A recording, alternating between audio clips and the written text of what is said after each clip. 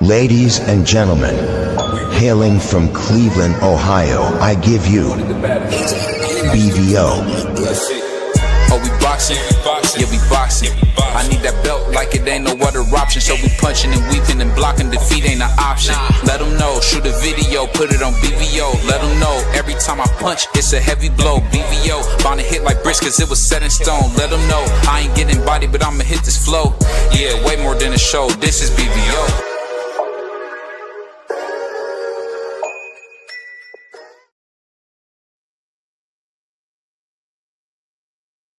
Shout out to BVO Boxing. You understand? Check the boy out. Check the kid out. You understand? Yo, what's up? It's your boy BVO Sports TV, man. We back with another video. What's going on, man? How you feeling, Pros? You know, I'm chilling. What's up with you, man? I'm just ready to talk that boxing. What's up? Hey, man. So we had some really good news came out. So it looks like the Mexican Pussycat made it clear that he's gonna fight Artur Beterbiev, right? So salute to my man TD, salute to my man D Free. They had a good show today, man. Shout out to them brothers on their new show today. But yeah, I was thinking it was kind of funny because you had the Mexican Pussycat come out and say that he's gonna fight Artur Beterbiev next. We think about him still running from Jai Opetaia. I don't know who the Mexican Pussycat is, but I mean, I feel like David Benavidez, the Mexican monster, you know, the sky's the limit with him, you know. Yeah. You want to see Jai Opetaia, and you know, I don't mind that. But the real challenger is Beterbiev is what they said. I seen you report that, so I got excited when I saw that. You know, I would like to see that fight because you got them two punchers gonna punch. You know what I'm saying? And this is tailor made for the stuff that, especially that what you like. So when I saw you report that, I'm like, I'm all right with that. Artur Beterbiev, David Benavidez, I'm cool with that. But people going to talk ish though, you know, because you know Beterbiev is a little bit older and he lost. You know what I mean to Bivol, but that don't mean he not. You know he. I think he got one more good one in him, and I think the Benavidez fight could be that one more good one. But he might shock people, you know, win, lose, or draw. He still might be like, that's why I rock with him. You know what I'm saying? But he's 41 years old. Yeah, I know. That's the thing. I would salute the Illy, man.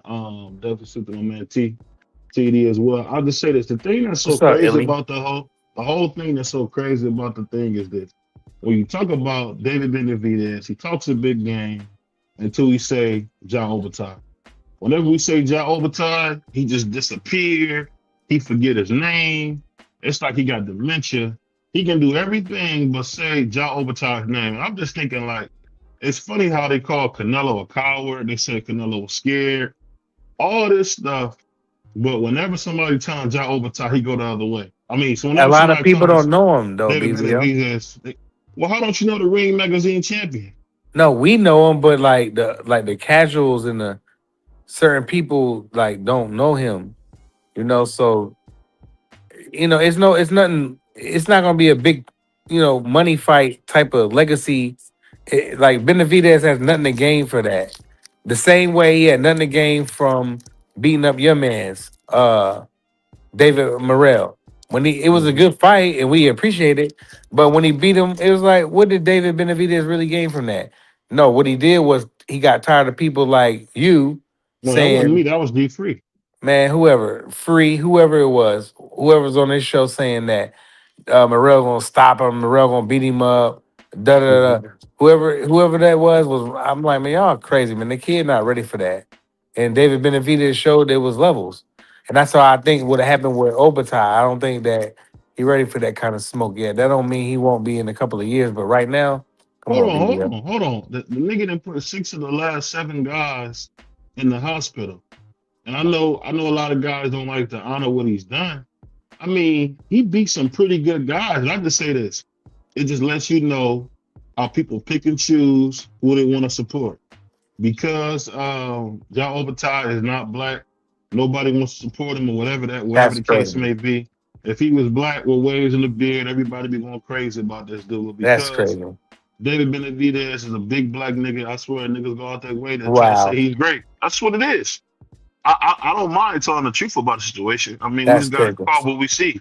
Because David is a big black nigga, everybody wants to support him. But I don't know. What you say about that, Free? What you think about your man Benavidez still ducking Jai Opetaia? That's crazy. No Jai Opetaia. Say it again. I said he's not ducking no Jai Opetaia. So he gonna go up 25 pounds, then come down 25 pounds and fight Beterbiev, who's 40-something years old, instead of fighting a capable champion and becoming undisputed up there at cruiserweight. What you think? When did Jai Opetaia send David Benavidez offer? Didn't David say he was the biggest fighter in the world? I didn't ask you that. I just said, when did Jai Opetaia send David Benavidez an offer? Salute, vacay. I don't believe he sent him an offer. Well, then he ain't ducking him then. If he didn't send him an offer, he ain't ducking him. You know, it's just like I tell people all the time, man. Go ahead. David Benavidez is the A side, and David Benavidez didn't send him an offer. He's not ducking him. He said he wants to fight Zurdo now, but the two fights that he wanted to get out of the way, which he can't get him out of the way right now because one of them is hurt, the other one got a fight coming up, is Demetrius Bivol and Artur Beterbiev. So right now, Zurdo is about to be free. He said, I'll go ahead and fight Zurdo. That's an easy fight to make. He said, I'll go ahead and fight Zurdo. Then after that, he's coming back down. He's going to fight Arthur, and he's going to try to get the fight with Demetrius Bivol. And then he's going back up to fight Jai Opetaia. I mean, I know we all heard the interview when he said that's who he wants to fight. He's after the fight that he had with Anthony Yarde. He said he wants to fight Zurdo next, come back and get Beterbiev, get Bivol, and then get Jai Opetaia. So if I gather what you're saying is the man has no nuts. Because you're not gathering what I'm saying. You're gathering what you're saying because I didn't say that out of my mouth. I know everybody in the chat heard exactly what I said. Oh, I think my man Carl said it best. Yeah. So what? He gonna fight Jai in 2027? Probably. And so. that's crazy. He's gonna fight Jai when he fights Jai. He's gonna fight him when he fights him. I mean, if y'all want Jai Opetaia to Benavidez, go to Jai Opetaia team and tell them to call out David Benavidez. Tell them to call him out. I haven't heard Jai call him out. So if y'all want Jai to fight David Benavidez, because the only person I heard say they want to fight each one of these two fighters is David Benavidez said he wants to fight Jai Opetaia. So if y'all want Jai Opetaia to fight David Benavidez, tell Jai Opetaia, tell David Benavidez, don't worry about going back down after you fight Zurdo. You can fight me next. How about y'all do that? I mean, it's just like Carl is really spitting some knowledge in the chat. He said, stay the F away from the scary Australian. Jai calls out people in his own division, bro. I mean, Carl, you in Australia, you should be able to get in contact with Jai Opetaia things. Call out David Benavidez. We know that David Benavidez put him on the list. I haven't heard Jai put David on the list, but we know David put him on the list. Hold on. We seen Jai get on Fight Hype and say cruiserweight is my division. He can't come to my division without seeing me. That's what he said. I heard David put him on the list. I didn't hear Jai put David on the list. Jai could have said, David coming up here to fight Zurdo and get those two belts. Well, he ain't got to worry about going back down. He can fight me next and get the other belt. What he say? Jai don't call out 175 pounders. I mean, he's not going to be 175 pounds. He's about to be cruiserweight. His next fight is at cruiserweight. So he ain't got to worry about calling out 175 pounder. This man is about to be at your weight class. He said, because I don't know if you know. You're not going over to Jai team and telling them, hey, David Benavidez put you on the list. Won't you say you want that fight after Zurdo?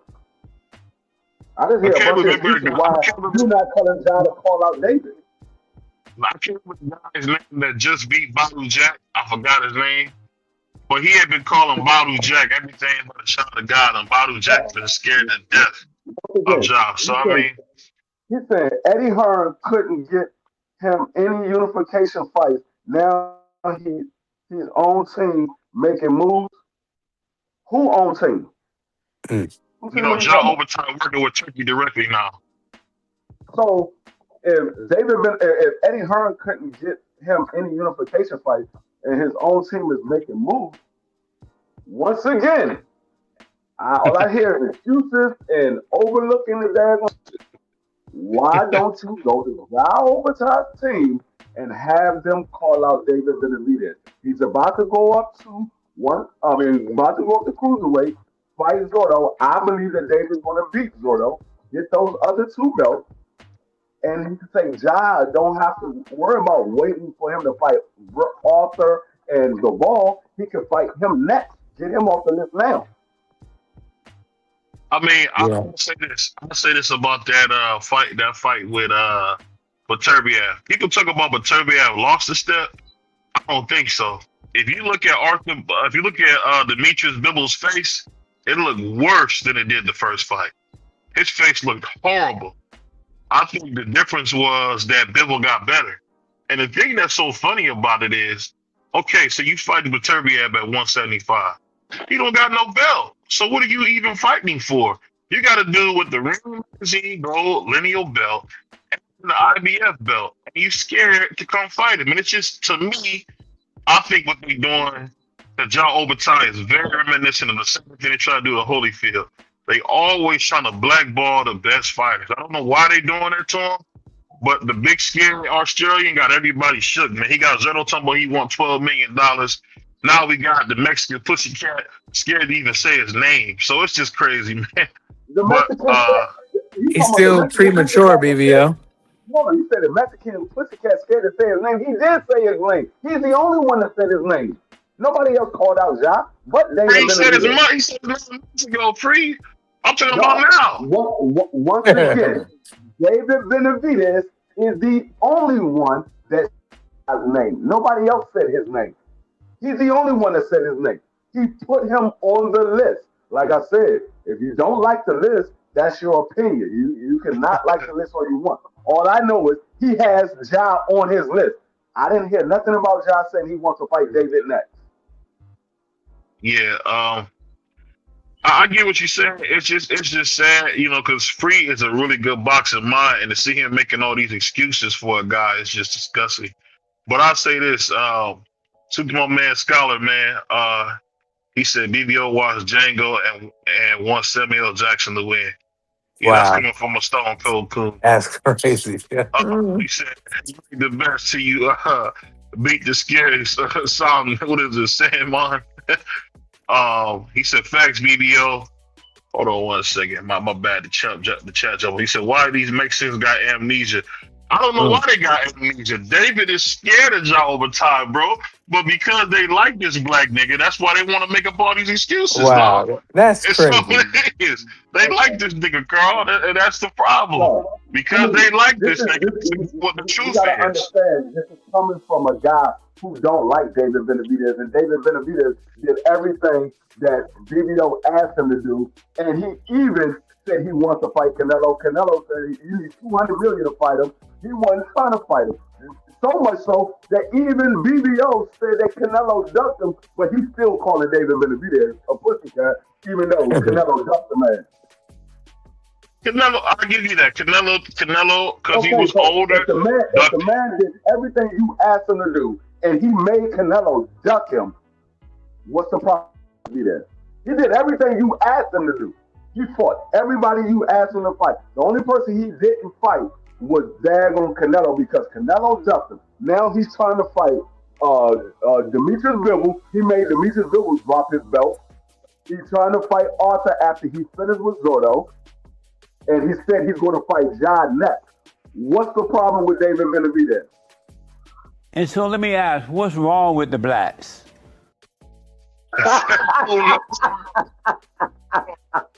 don't know what's wrong with the blacks, man. But what it comes down to is this, man. Jai Opetaia said it clearly, as you can say it. Hey, you can't come to my division without fighting me. And what it is free. You don't realize this nigga Jai Opetaia puts niggas in the hospital, dog. Devin Haney put niggas in the hospital. Man, we're not talking about. But they said they said Devin pillow fisted. What that mean? No, it ain't the first time people a fighter put somebody in the hospital. I do believe that they're David Morrell put a dude in a David Benavidez went and beat David Morrell. So it ain't the first time that somebody put somebody in the hospital. It happens in the sport of boxing. People get put in the hospital because it's a fighting sport. You get hit, and sometimes you get hit and you take a bad fight, and you get put in the hospital. So it ain't the first time. You got like this man is the only man that ever put somebody in the hospital. No. Well, six of his last 7 opponents is in the hospital free. That's pretty scary, dog. That's what you don't want to say. He'll beat the brains off this nigga, man. He got his haircut now. My bad. That's crazy. You can, like I said, you can say whatever you want to say. All I'm saying is the only person I heard said that they got that man on his list is David Benavidez said, "I will be fighting Jai Opetaia." I never heard Jai Opetaia say David Benavidez's name. He didn't say, "I would love to have a fight with him." I didn't hear him say he wants that fight next. I didn't hear none of that from Jai Opetaia. And I like Jai Opetaia. I'm not saying that Jai Opetaia is a bad fight. I'm not saying that he's scared. I'm just saying if y'all want that man to fight David next after he finishes with Zurdo, go talk to Jai and tell him to call out David Benavidez. Man, some people got David Benavidez as high as number 2 on their pound for pound list. In mine, I got him at number 2. Number 1, of course, is Jai Opetaia. Go ahead. I got David number 1. So you okay? Well, that's even better. So you got him number one dude in the world, and a nigga won't fight Jai Opetaia because you put niggas in the hospital. That's what it comes down to. Just say what it is, free. He worried about going to the hospital, man, with brain damage, man.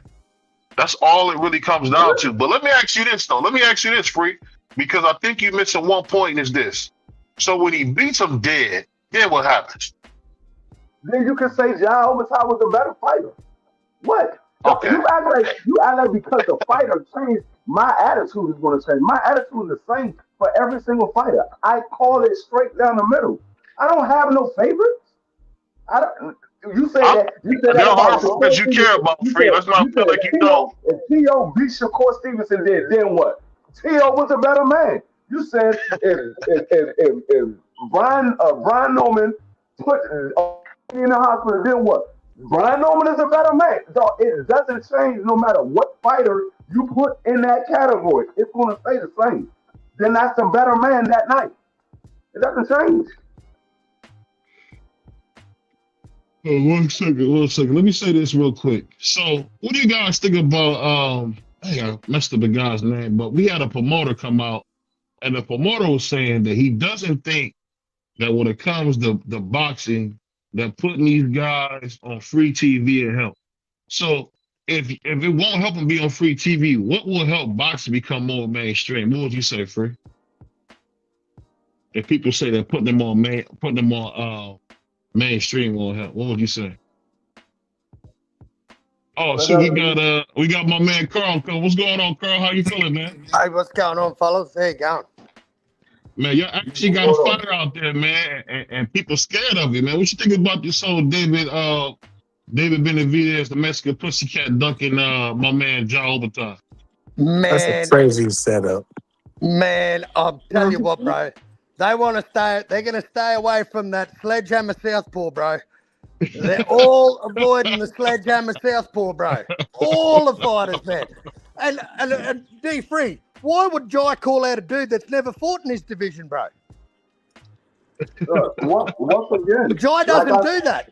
Jai doesn't do that, man. Can't make this stuff up. It doesn't matter what you say, but you want the fight to happen next. Like I said, you're in Australia. You can talk to the fighter. Ask that man to call out David Benavidez. David Benavidez already said he's on the list. Why would he call him out when he's never fought in his division, bro? He already said he's on the list. He wants the belt. He don't want to fight a dude that's just making noise. A dude that barely stopped a journeyman. I'm gonna do something. I'm gonna do something BBO do. They make the fight. David Benavidez, Jai Opetaia had a fight. David Benavidez beat Jai Opetaia. Then what? He better wake up and pray. He better wake up and apologize. I didn't ask you that. I said, if David Benavidez beat Jai Opetaia, then what? That ain't happening. Not in maybe in Disneyland. I'm asking you, maybe hypothetically, that ain't happening in the real world. Once again, you want to skip around the question. I asked you a simple question. What happened? David Benavidez beat Jai Opetaia. What happened? See, I can answer the question. I can answer the question. Y'all can't answer the question. Well, Jai would have had an off night. If he beats Jai, he would have had an off night. There's no way he's beating Jai. There's no way in the world. You can have all that pressure in the world, but when you get clipped with that sledgehammer left hook, night. Hope the bed bugs don't bite. I understand what you think if Jai beats him. I ask you, what happens if David beats him? What happens? Well, common sense tells me Jai's beats him, bro. The dude that's been at the division for 6 years. That guy, that fella there that everyone does. Man, Eddie Hearn couldn't get fights with Richard Riakporhe. Richard Riakporhe moves to heavyweight. He couldn't get a fight with Masternak. All these mandatories don't want to fight him. They're like, I'm getting out of this IBF business. I don't want to fight that dude. I understand everything you said. I just want you to answer the question. Man, people have left the IBF, man, because of this dude. That's so scary this dude is. Why didn't Chris Billum Smith was offered twice the money to fight Jai Opetaia for a unification. Why did Chris Billum Smith choose Zurdo? Why did he choose Zurdo over Jai? Why did he choose Zurdo over Jai? You tell me, huh? He's not that silly, is he? He's not that silly. I don't have a favorite fighter. Because y'all don't want to see the fact that your fighter can possibly lose. Y'all only see him winning. That's why I don't have a favorite. I have no problem with a fighter losing or winning. I said if Jai Opetaia beats David Benavidez, he's the better man that night. But y'all can't look past the fact that Jai Opetaia can possibly lose. Y'all only see him winning. Y'all don't ever see the man losing. And all I asked you was if David Benavidez beat him, then what? He'll live on to fight another day. He got to fight him first, bro. This is the thing. We can live in make believe, but in the real world, it's not happening. Don't worry about it, dog. Don't worry about it. I don't live in that land, bro. I don't live in that land. I live in the now. I live for today, for tomorrow. I don't live in fantasy land, bro. I don't believe in the tooth fairy. Y'all go one at a time, bro. I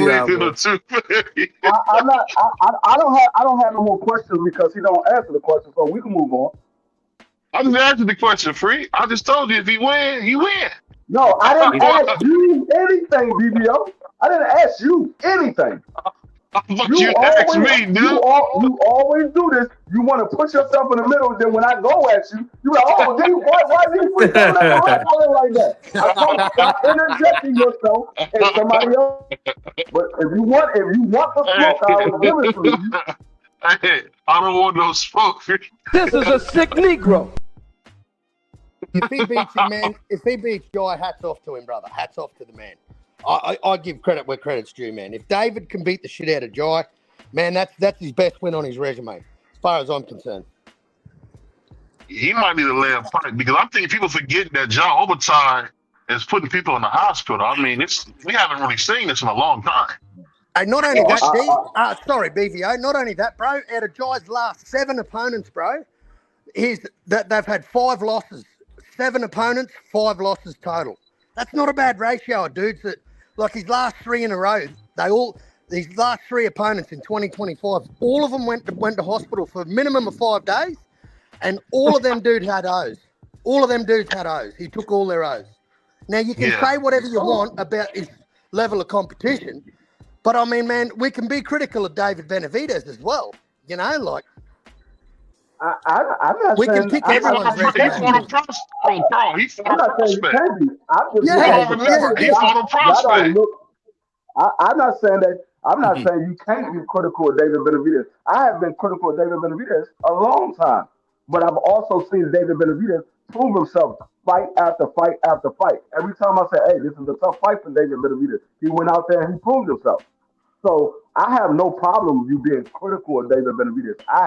Like I said, I have no favorite. None of these fighters are my favorite. I like Jai Opetaia. I like David Benavidez. But I also know that it's a 50-50 fight. Any man can lose on any given night. And I'm looking at the fact that it's not just one-sided. It's one-sided that he will get all the praise for it being one-sided. But I see it as a 50-50 fight. David Benavidez is a great fighter. That man can definitely go in there and beat Jai Opetaia. And y'all just don't want to see the fact that David Benavidez can beat him. Y'all just, this is the next man. I just don't see it, bro. I seen what he did when he moved to 75, and to me, he wasn't that impressive. To me, I didn't see no Mexican monster until he beat a journeyman by the name of Anthony Yard. Yeah. Now, when he goes, now this jump from 75 to cruiser is another 25 pounds, bro. That'll be his biggest jump in his career. So if he's not knocking dudes out at 75 with this monster status and all this pressure, how he wears you down, man, do you think he's going to beat a guy like Opetaia that faced arguably, like in my opinion, Marius Bradis is a top 5 cruiserweight. Yeah, Bradis. He was a monster. Top 5 cruiserweight of all time, maybe top 4. I think he was that good. Jai beat him twice. Jai got his jaw snapped in half fighting that dude, man. He kept fighting. This tells you what you got to. You got to kill this dude, man. I'm telling you, you got to kill Jai. That's how you beat him. You kill him because you can break jaws. Like he's just going to keep getting up, man. That's what I love about this dude. I love watching this dude get tested and get his chin checked, get dropped. He was bleeding bad too. Hey, Free, he was bleeding bad. He was bleeding bad too, Free. His mouth was full of blood. I like watching Jai as well, but I also like watching David Benavidez. And I know that this is a 50-50 fight. I just don't see it 50-50, man. I could call it 70-30, but I can't see it 50-50. Not a dude that's never been there. Like, weight divisions count, man. Weight divisions matter. So let me ask you guys this. Now, I cannot remember the guy's name. My bad. I cannot remember. I didn't write his name on my notes. But what you guys think about, we had a promoter come out, I think it was Lou DeBella, who said Moses Atume is overrated. People like Martin Bacoli, Kelly, Lawrence Okolie, was it Lawrence Okolie? Was it Lawrence Olenek? What's his name? Lawrence, my bad, Lawrence something. I can't remember his last name. He used to be in the camp with AJ. But basically, he was saying that all the top guys, worldly, whoever you name, will beat Moses Atume. Do you guys think that's true? You think Moses is a hype job? Hell no. Anyone who's got an eye for boxing knows Atume is the future of the division, bro. And you know what, man? Frank Warren is going to move him the way Frank Warren needs to move him, bro. The dude's only had, 12 fights? Like, everyone just cool your jets. Like, this dude's on his way. Don't worry. This dude will be a world champion. Mark my words. As sure as the sun comes up tomorrow, Atume will be a heavyweight champion of the world. I can guarantee it. Is he ready right now? I don't think so. I think he's still green, man. But does he have a hell of a future in front of him? Hell yeah. I'm not an idiot, man. I like what I see. That dude's footwork, his pressure, his power, man. He puts you to sleep. And you've got to have, and you know what I've seen, man? Two things you got to have in the heavyweight division. You got to have a chin, and you got to have that one punch like Tank Davis has got that can just change a fight. You've got to have that knockout punch in the heavyweight division, bro. And I see Atume has all that, man. Well, let me ask you this: if you think he has that, why did he turn down the Frankie Sanchez fight for the IBF? Well, he's dodging Frank Sanchez. Yeah, well, he was offered the Frank Sanchez fight for the IBF Eliminator. And we seen Caballero beat the life out of Frankie Sanchez. It was nasty. Caballero, let's not forget, like, how old's Moses, bro? 21? 21. 22? Yeah, he's 21. So a guy like Caballero, he's 32, 33, bro. Like, he ain't getting any younger.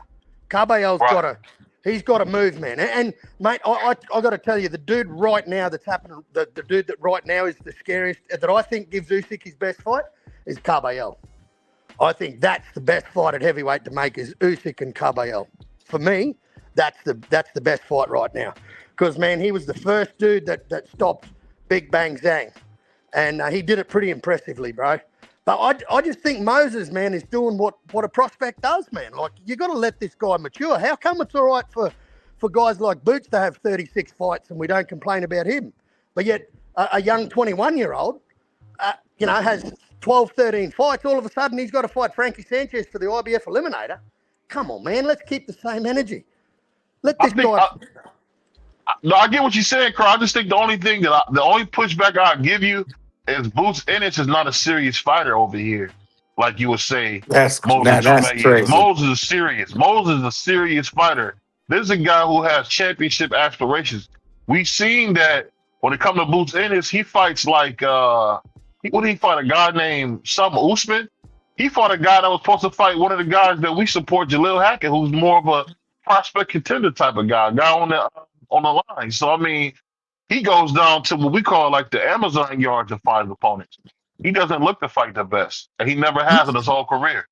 Well, look, man, it's come out of Frank Warren's own mouth, bro. He's not moving Artuma fast anytime soon. He said he's going to...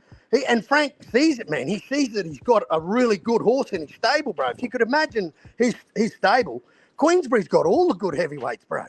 They've got everyone. Anyone that's working. They got them all. At this point, they got them all. Yeah, they got them all. That's a fact.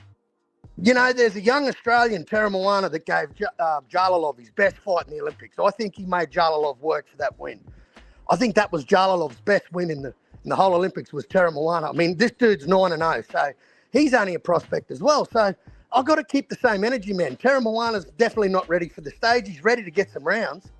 Mm-hmm. But I don't think Frank's gonna move Artuma fast just because we want him to. Put it that. I think Frank Warren's been in the game a hell of a long time, bro. He knows what he's doing. So we won't see a Lawrence Okolie fight? You don't think that'll be a good step up? I think that's a great step up, man. I think he's got to bank some rounds. See, what happens when you got these guys that start knocking dudes out, bro? They jump on the scene. Their first 10 to 15 fights, they're all stopping dudes inside 5 rounds. To me, yeah, you got the win, but you need the experience. You need rounds in the bank. You need to bank some rounds against some heavy dudes that can take your shots and test your metal out. See how you go for, 15 minutes straight. Go after 5 rounds. Maybe take you to 10 rounds. Oh, that's what you got to see. That's what we got to see from him, man. Guys like Hrgovic, like you could get a Joe Joyce. There's lots of dudes that can give you rounds, man. And if you ice them, bro. Like, it's simple. Like, but then we can't, because we can use these guys as a gauge stick. We know what Hrgovic does. We know what Joe Joyce can do. Like, that's a good gauge, man. Like, these gatekeeper guys, they all have a place in boxing, bro. George Kambosos has a place in boxing, man. George Kambosos just, like these type guys that they'll give you the rounds and they'll give you the experience, man. And that's what I see Artuma needs. He's just too green. But I'll tell you what, man. Go ahead. I tell you what, man. He is nice. He is. Yeah, really, I've seen it. He looks good. He definitely looks good. He definitely looks good. This Daniel Kaneba or whoever he's got this weekend, bro.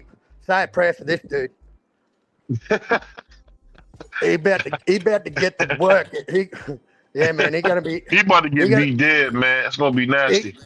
He gonna be eating rib fillet through a straw. So let me ask you this. We got a question for free.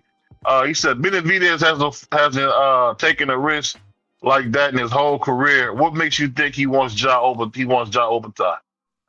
Who do you say to that, Free? Because he said it. He said that he got Jai on the list. He said Zurdo, Artur, Beterbiev, Jai Opetaia. That's what my brother Jeff Sparks. My bad, how many years is that going to take him, but man? Like, you just named 4 names before he gets to Jai. Like, Jai will be in heavyweight by then, bro. Jai will be in heavyweight. Once again, you're stuck on the fact that the man named last. That doesn't mean he has to be last.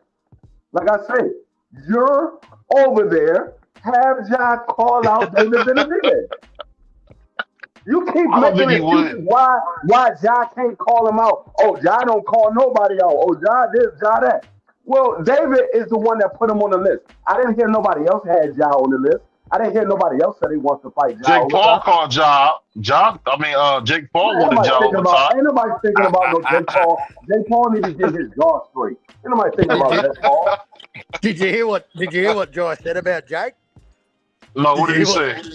Joy said, "I'll bash him. I will bash that dude into submission." He said, "I will bash him. I will batter him." He said, "There ain't no script. There ain't no script with me." He said, "He won't." Well, it fight looked me. like AJ did that already. Yeah, he got a lucky shot. He got a lucky Man, shot. that was no lucky shot. That was a professional shot. But Against I the doctor. do want to say this, man. Rest in peace to Lex and Fats. They will put the verse on Sunday.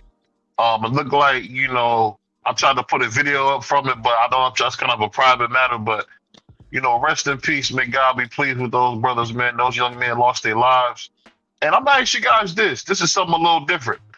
When you guys see Anthony Joshua, and then he says he's not gonna fight Tyson Fury. Right now, he got other things to worry about. Do you guys think that's the last time we're gonna see the great Anthony Joshua after what happened down there in Nigeria? What would you guys say to that? I don't know. Maybe. I don't know. We got to see. I mean, he had a great career. I mean, there's a couple of guys that we still wanted to see him, but he had a great career. He had like I said, everybody don't get a chance to fight everybody we want them to fight. It's not a single fighter that retired and we say they fought everybody we wanted them to fight. It's always going to be somebody that they didn't fight. So he's not going to be any different from anybody that retired before him or anybody that retires after him. So if he retired, he had a great career. The man was 2-time unified champion at heavyweight. He been in the ring with some of the best heavyweights of his era. So he had a great career. Yeah, I definitely agree with that. We got a couple of people. He said Beterbiev's power can still knock out Benavidez. He said if Morrell can wobble Benavidez, like imagine Beterbiev's power would do to Benavidez. Benavidez is chinny. I think we all kind of understand that. Benavidez is a nice fighter, but he's kind of chinny, man. He kind of stay on his pocket. So I think with him, sometimes people fall in love with what he talks about because he is very entertaining, but he's not going to fight anybody like a Jai Opetaia. That's a joke, man. He's fighting Zurdo Ramirez because Ramirez is not good. That's pretty much what it is. Can I just? And then you get in there with the guy, and you be like, man, I didn't see this happening. I didn't think he would fight him. You always say that. I'll give him his credit. He's gotten better. He's gotten better, Freak. This is what kills me about you and David Benavidez. Everything you said you wanted to see him do, he did it. And you still ain't giving the man no credit. You still ain't giving the man no credit. You still, he's a pussy cat and this and that. But he did everything you asked that man to do. Jai Opetaia was not on your daggone radar by a long shot. You won't fight Canelo. And then he made Canelo duck him. He made Canelo duck him. He did. Still calling this man the Mexican pussycat. Man, you can't win with BBO. I told y'all, David Benavidez is the only BBO like Mexican fighters, but David Benavidez is the only Mexican fighter that he does not like. Isn't he born in America? I don't understand how you guys work this out. If you're born in a country, you represent. I don't know how you dudes work this out. Like Jai Opetaia is born in Australia. He represents Australia. That's crazy. The same way Oscar De La Hoya was born in the United States and he's a Mexican fighter. Yeah. That's because that's their heritage. Their heritage is the Mexican heritage. That's just some American BS, Carl. Jai Opetaia, he only reps Australia. That's not true because he reps the Samoan blood. He reps his people, but I'll tell you what, when you look up Jai Opetaia, bro, where his birthplace is, guess where it says? And guess what country he's represented in the Olympics? Just have a guess. Yeah, You'll never guess. That's where he lives at. If he was gonna represent Samoa, he represented Australia. We got a bit more. Samoa is not a country because it will be the United States that he will be representing. But Hawaii is part of the United States. Anyway, I just want to. Can I just chime in on this Anthony Joshua thing, bro? I think I'll tell you what, bro. Like, I've lost my best mate. He was best man at my wedding. We did so many firsts together. We had our kids together. We got married. He was best man at my wedding. I was best man at his wedding. I lost that motherfucker 3 years ago, and let me tell you, the trauma in dealing, like what AJ's got to process, bro. We probably won't. We may never see him fight again, but we also might see a dude that comes out and goes, what would my mates want me to do? Would they want me to sit at home and just keep, running this through my mind? What would my two best mates want me to do? Mate, we might see this reinvigorated AJ, bro. I don't know. I'm just throwing it out there, man, this dude's going through some serious trauma. And let me tell you, car accidents, man, are not pretty. They are not pretty. What that dude went through and what he's processing right now, boxing's the last thing on his mind, brother. The last thing on his mind. You know what I didn't know, though, Carl, that kind of was disturbing? That he was in the front seat initially, and because he was so big, the driver asked him to get in the back. And that's what saved his life, because he pretty much was in the death seat. And, for that to happen, man, I couldn't believe it. That wasn't nothing but God, man. He could have been gone, bro. Yeah. Yeah, we could be talking. I don't know if it's true or not. Different story. They said I seen some pictures that were pretty disturbing. Those guys really got messed up bad in that accident, man. That guy was driving super fast, bro. Go ahead. Yeah, I tell you what, man. The thing that blows me out is like the people in Nigeria that are just numb to death, bro. Those. I saw the video too, man. It's pretty horrific. Like, it's the type of stuff that stays with you for the rest of your life. Like, you never forget those images, bro.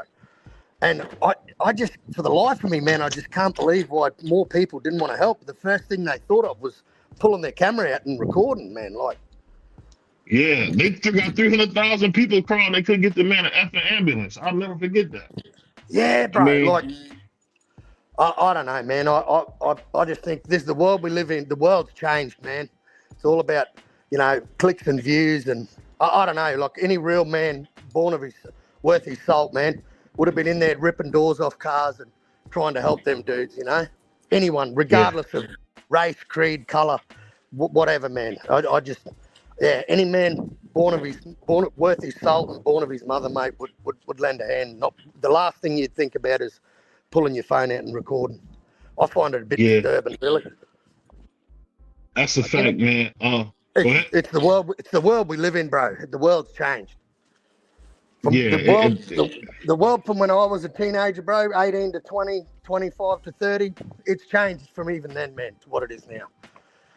Tremendously, man, to say the least. My man MJ said Benavidez need to fight both Bill and Beterbiev. That makes his resume legit, worth enough of respect. Benavidez, Beterbiev should be on the same card with Tio versus Shakur. I think that's a good point.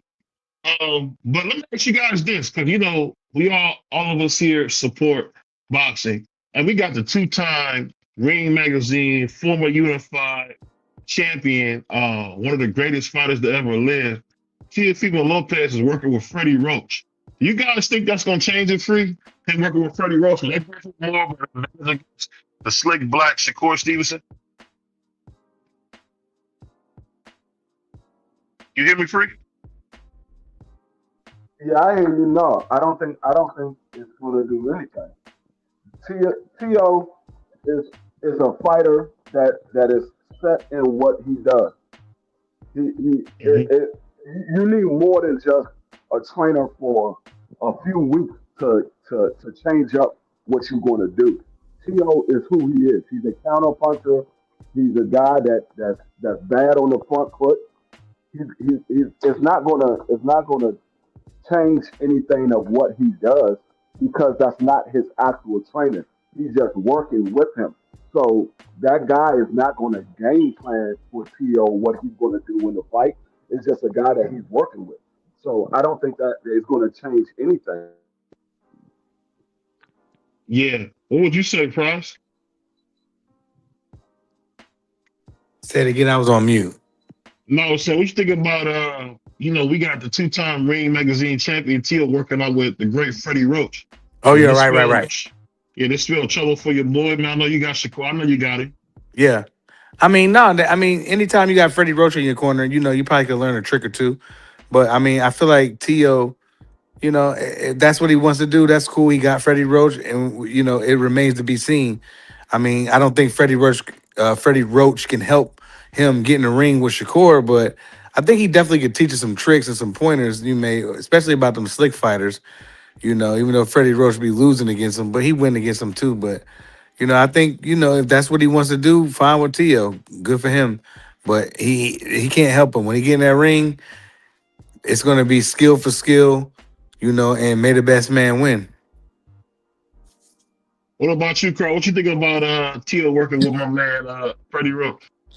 I think any help for any A-level boxer is good help, man. Especially a guy like Freddie Roach. I think a guy like Freddie Roach, if you listen, now that's the difference. See, you can do a Ryan Garcia.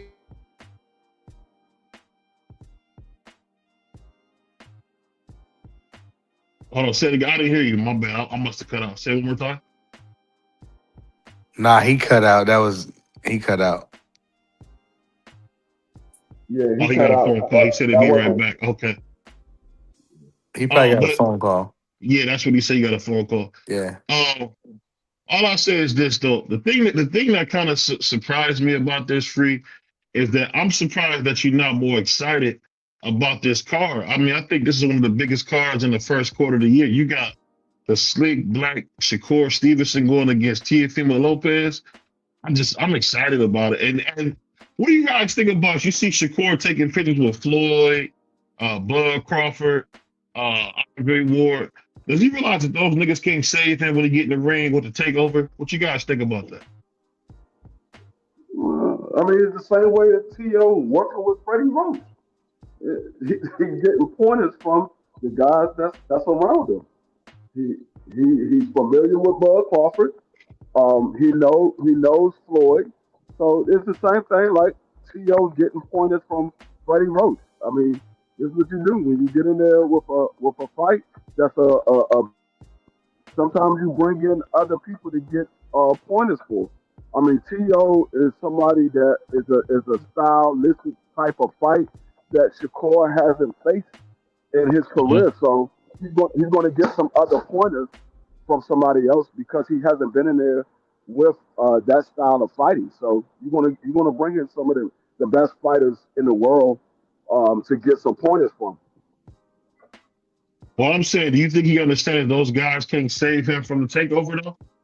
It's the same way as you saying Freddie Roach can't save T.O. We understand that they can't save him because they're not getting in the ring. And he understands that too. But he's doing the same thing T.O.'s doing. He's getting pointers. So let me ask you this. And this is something I forgot to ask both of you guys this. After what we've seen with Amanda Serrano, do you guys ever want to see her again? Because she kind of struggled against a pretty much a nobody type of fighter. What do you think about how bad she looked versus that fighter? She didn't look bad. She was just in the fight. Wasn't it like people gonna pull up and see her, BVO? Huh? People's gonna pull up and see her fight, bro. So everybody need to just get over themselves.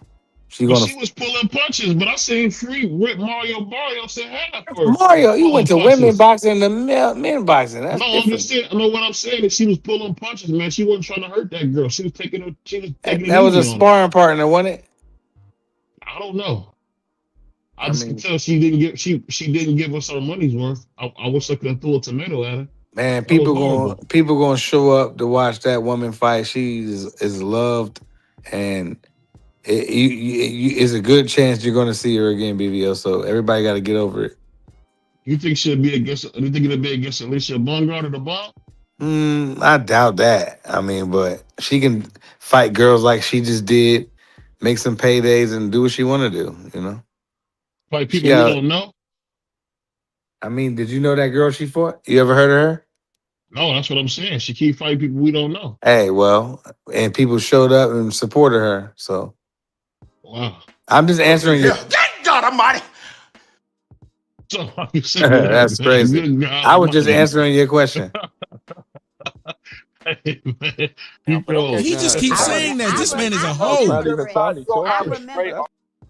remember. Wow. Crazy, man. But let me ask you guys this, man. So as far as boxing goes, why do we hear Keyshawn Davis keep calling out Devin Haney, but he's still fighting at 140? Is this a clout chase free? Because I know you against clout chasing. Why does it seem like Keyshawn calls out guys he'll never fight? What do you think? Keyshawn's trying to get his name back into the limelight. I mean, he had a bad rap with the whole Edward De Los Santos fight. So he's trying to get his name back into the limelight. And what better way to get your name back into the limelight by calling some of the bigger name fighters that's about to fight and people are talking about. So if it was Devin Haney, if it was Tank Davis that was about to fight, he probably would have said something about Tank Davis. But right now, Tank Davis is not around, so Devin Haney got to fight. I mean, trying to look for a fight. If you really want to fight Devin Haney, you could have just said, "Hey, let's make a fight. I'm available." Yeah, I definitely think he don't want that Devin Haney smoke. I don't know what it is, but it seemed like, and I don't want to say he getting blackballed, but it seemed like that's kind of what's going on with Devin Haney. Am I wrong to think that? What about you? I wouldn't say he's getting blackballed. I would say it's more so the guys that he wants to fight outside of Rolly is pretty much occupied. I mean, Lewis Crocker, he's not really occupied, but he's under Eddie Hearn, and Eddie Hearn's trying to make that fight with Conor Benn. He's trying to have Lewis Crocker fight Conor Benn. So, but I wouldn't say he's getting blackballed. Yeah. So let me ask you this too. Speaking about upcoming fighters, man, when we look at this card with Teofimo Lopez on it, do you guys think that it's kind of weak, or do you guys kind of agree with the card? It's supposed to be a Ring Magazine card, and it's like, why isn't Gary Antoine on this card? It should have like the whole 140 on this card. What you think? For which fight? No, I'm just saying, period. Like, it should be more of the 140 guys. This should be an all 140 guy card. You know, you got Shakur, you got Keyshawn. I wish they would have put the Matias versus Dalton fight on here. What you think about that? That should have been on here too as well. You don't think so? Well, if Richardson Hitchens would glue some nuts, then you probably could have had that. He's scared to fight Antoine. He ain't got no fight because Keyshawn just took his fight, so he ain't got no fight. He could have said, "Hey, Keyshawn just took my fight. Gary Antoine, you've been calling my name. Your fight fell through. You get in the ring." But he don't want that fight because Gary already said, "Hey, I want that fight with all of the champions at 140, and I want the rematch with Alberto." So I mean, hey, you can't force somebody to get in the ring with him. That's a true thing. But what do you guys think about Dalton Smith being a lot of people saying Dalton Smith is going to beat Matias? What do you guys think about that? I got Dalton Smith as well. Who you got winning that fight between Matias and Dalton Smith? It's going to be a tough fight. I think Dalton is not a pushover. I think Matias is going to have to. He's going to have to overwhelm Dalton because Matias he doesn't box well. He pretty much tries to open and bully his way through. But Dalton he can box, and I think if Matias wants to win this fight, he's going to have to hit Dalton with something and make him put his hands in his pocket because Dalton can box, and we know Matias doesn't have the greatest defense. His defense is lackluster. His footwork is pretty much lackluster as well. So he's gonna have to put the fear of God in Dalton in order to win this fight. I would agree with that, man, because I don't know, Free. Maybe it's just from us watching boxing so much lately, man. I feel like Dalton Smith is gonna do like what his name was it Pedro Pardo? I can't remember the guy's name. Liam Parra. Yeah, the way Liam Paul beat Matias, I mean, I just think that Matias is easy work when you get into a boxer, man. What do you say about that prize, and then we'll open up to everybody? What do you guys think about that? Dalton Smith going against Matias. I think he's gonna splash you. What about you, Prime?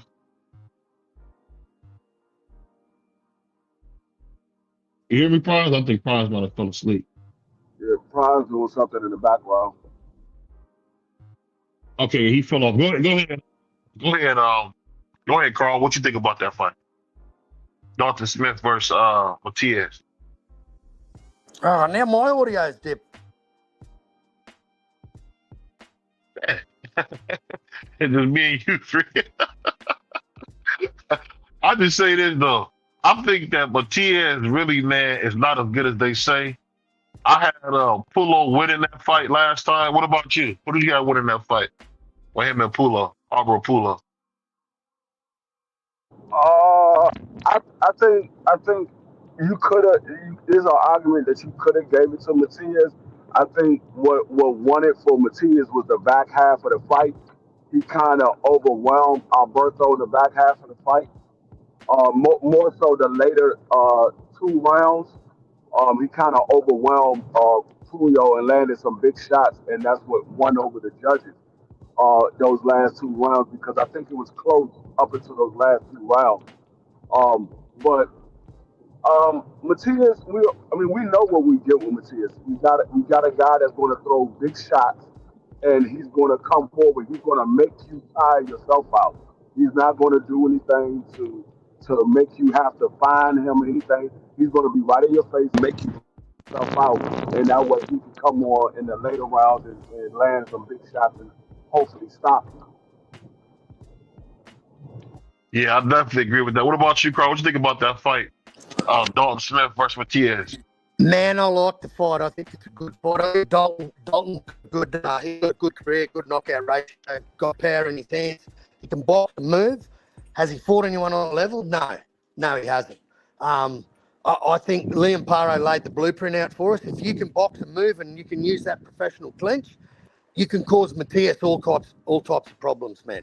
So I think it's a true 50-50 fight, but I'm leaning with Matias because I just think that he's got that equalizer. He's got those sledgehammer hands. So I'm rocking with Matias. Yeah, I can see that. I can definitely see that.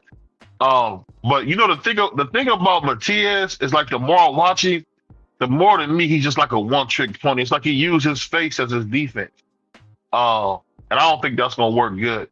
But let me ask you this, man. I know you guys seen my man Lewis say that he wants to fight with Devin Haney.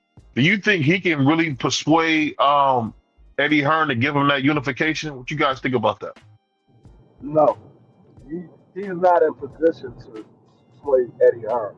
Like he's not that at that level like Ryan was with Oscar.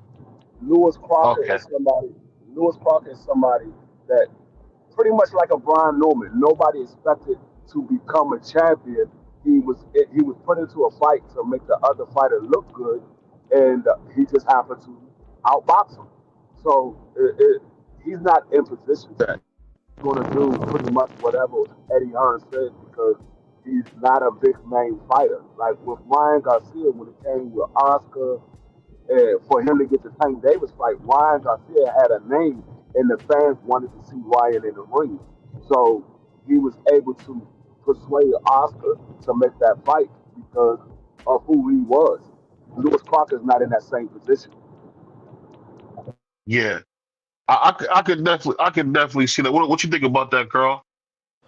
Man, I think Devin cut off the snake's head by beating Brian Norman Jr. Man, he was the one that everyone was hyping up, and people were jumping off cliffs for Brian Norman. It had been a long time since I'd seen dudes like just fall in love with a man. I'm like, this was crazy. It was crazy, bro. And I'm like, what am I missing here? Like, to me, this guy's basic. And for Bill Haney to put his hand up and go, hey, we'll take him next, a week after he knocked out Jin Sasaki, that told me that Bill Haney had a good game plan for him. And it showed, man. It showed. Devin outclassed him in every way, shape, and form. I mean, Brian Norman couldn't even clinch, bro. He was that terrible. No. That's how bad that was looking. But I don't think Eddie's going to want to try and get a unification with Devin and Lewis Crocker. I think he's going to try and let Lewis take some mandatories.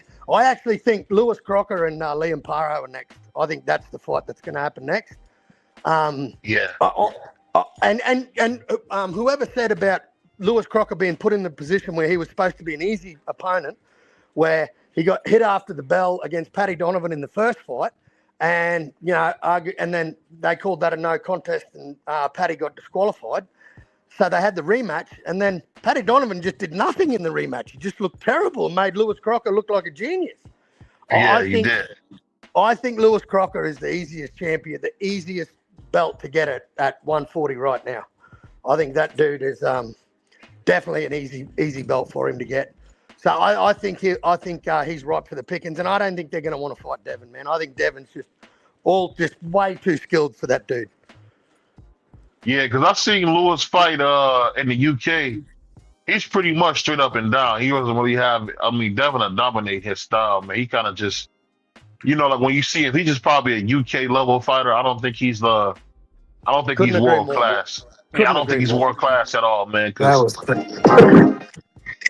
Go ahead, say it again, Price. I said that was crazy. What to say? I don't think he's world class. I don't. Yeah. He don't. I've been watching a lot of the zone playback, and when you get I've been really studying these guys like on my break and stuff. These dudes a lot of these dudes that be talking are horrible, man. They really don't have nothing to them. Like I was watching Nick Ball. All Nick Ball do is come like throw his body at you, man. It's like when you get to the top level of boxing, that's not gonna do it. What was These the guy basic that guys. wobbled Devin Haney in the 10th round? What's his name again? Jorge Linares. Linares. That's what this fighter looked like. It would look just like the Linares fight. Devin Haney would dominate him from round 1 to round 12. It won't even be close. Yeah, I ain't gonna lie, Free. That wasn't even no fight, man. That was like a sparring session, except for that little punch that people go crazy about. That was to me, that was one of the craziest fights I had ever seen. But let me say this before we get out of here, man, because we're gonna have a little bit of a shorter show. There's not a ton going on in boxing. Let me ask you guys this. As far as when it comes to looking for fighters with the next level, do you guys think that seeing more of these younger guys will help the sport? Like if we can get, because I know everybody's been hearing about the CBS deal with Turkey. Do you guys think getting these young guys on TV is what is needed? And you being from across the sea, Carl, do you think seeing them on free TV would help them? Because I don't know if is boxing big in Australia? No, bro, I've looked it up. Boxing is the number 16th. 1-6. It's the number 16th watch sport. You can put every women's sport in front of boxing in Australia, bro. That's how terrible it is. And it's simple as this, BVO. It's not marketed in Australia like it used to be, bro. Back in the cable TV days when we used to have Fennec Jeff's Friday night fights, bro. And we'd get them free on the local cable network, bro. Then we get to see all the Aussie talent. We don't see it anymore, man. But we got to pay. It's pay-per-view for everything in Australia, bro. And the Aussies aren't stupid, man. They're not going to pay for retired football players to throw a set of gloves on, man, and pay $70 to watch some dude get knocked out in the first round. Like, come on, like. They think they just rob the Australian people, man. They don't market the sport properly.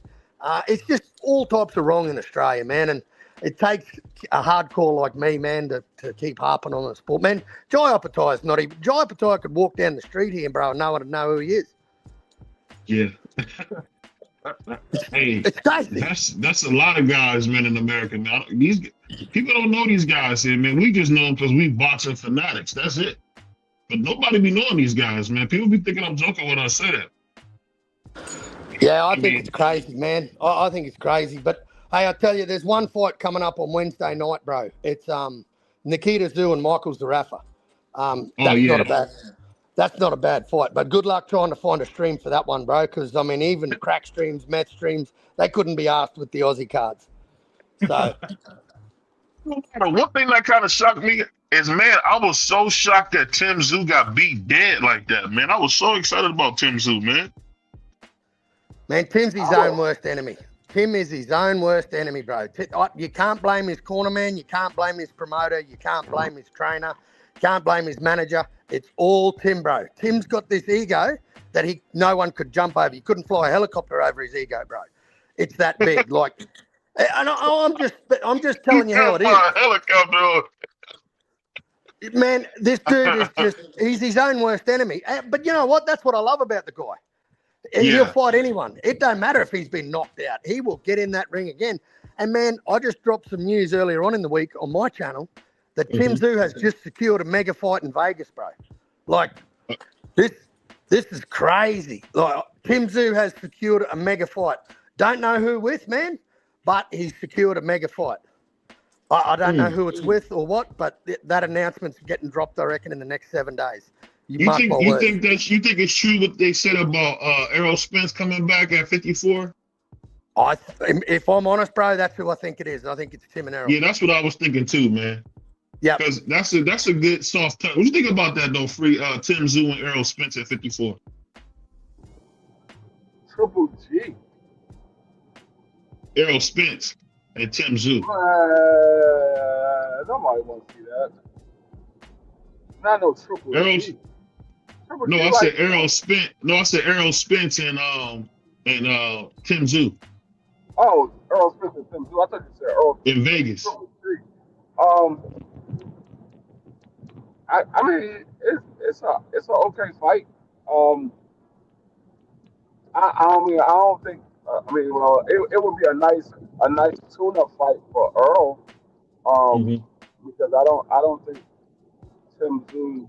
I never thought Tim Tszyu was a fighter. I just think Tim Tszyu had a lot of heart. He wasn't scared to get in the ring with anybody. I don't think he was very talented as a fighter, but he had a lot of heart.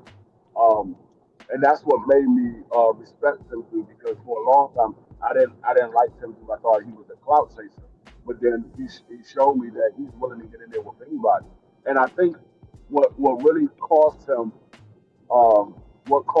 to have these 3 losses back to back was his team. His team should have stopped that first fight with Sebastian Fedor. He was winning on the scorecards at that time when that cut had got opened up on his forehead. They should have stopped the fight, went to the scorecard, and he would have won on the scorecard. And he would have never had to fight Bob. He would have never had to fight him. He would have fought him because he wanted to fight him, but he wouldn't have had to fight him. He was trying to fight Bartram to get back into the winning column, get back into championship form. And he thought that he could go in there and beat Bartram and become a champion again. And Bartram was a different animal. And then he ended up getting knocked out by Bartram and then getting right back in the ring with Sebastian Fedor and getting stopped again. If they would have stopped the fight the first time, I don't think Tim Tszyu would have had 3 losses. I think he might have had 1. Well, he had Joey Diaz. He had Joey Diaz in there too. That was his tune-up in between the Fundora loss. He smashed Joey Diaz. Yeah. That's what I'm saying. I think his team should have stopped the fight. He was winning. Yeah, you know why? When have you ever? Why didn't the doctor stop the fight, bro? The doctor can step in at any time. Why didn't the doctors? When have you ever seen a dude get up off a stool, man, and there's blood just pouring from his head into his eyes? When have you ever seen that, man? Round after round after round. I've never seen that. I've never seen that. We had Uncle Stitch on here, and Uncle Stitch had never seen it. So that ought to tell you. Man, the show must go on with the PBC, bro. It's like you got to die in there, young Australian. So let me ask you guys this. This is the last question of the night, man. So now y'all can say BBL's being a drama queen, but let me ask you guys this. When you hear Moza Tumo talk, do you guys think that maybe he's got like a little CTE going on because he speaks really slow?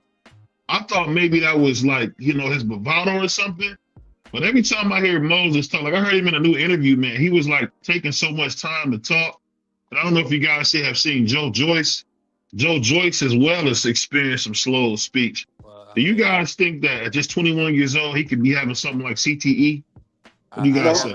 I didn't hear that interview you're talking about, but I mean, I don't think that's necessarily a bad trait. think before you speak.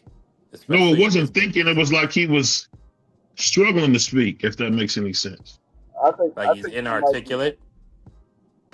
No, like something mentally was going on from like the punches. Oh well, I gotta watch the interview to judge. Yeah, I gotta send it to you, man. He was talking to somebody in the UK. Go ahead, Freak.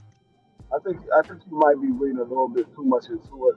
It could be just the fact that he don't wanna sound crazy when he's responding to the questions. I think he's talking about what he's going to say. I mean, who knows? I mean, he could have some type of learning disability. I don't know because I don't know these guys personally, but I wouldn't automatically think that. I would just think maybe he's trying to figure out what to say so he doesn't come off sounding crazy.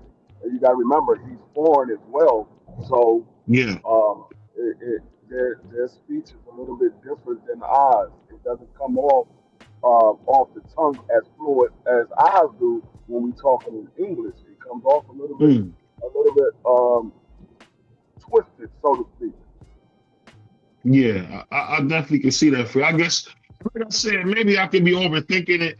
I just was thinking like, dang, he talks pretty slow, man. It's just like, I don't know if you heard Errol Spence talk.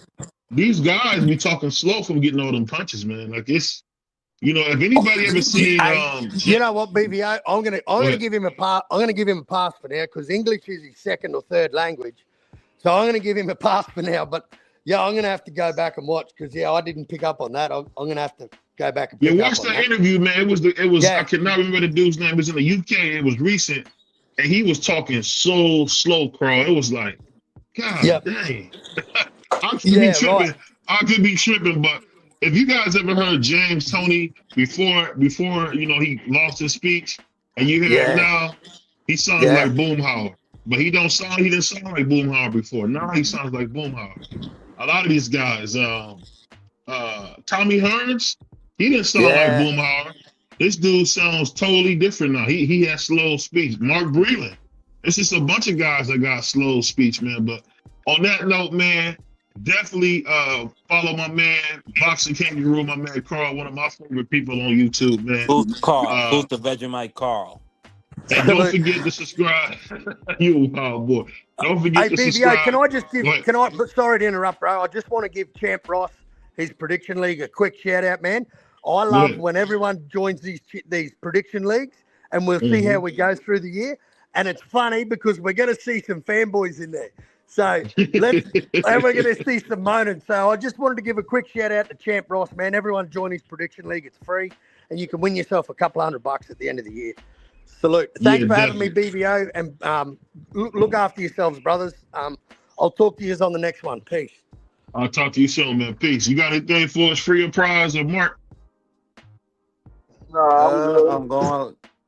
Yeah, I'm going. I'm gonna see if I could go live tomorrow, Tuesday. It's gonna be 4:00 Eastern Standard Time, or it's gonna start 5:00 Eastern Standard. So look out for that. Democracy 101.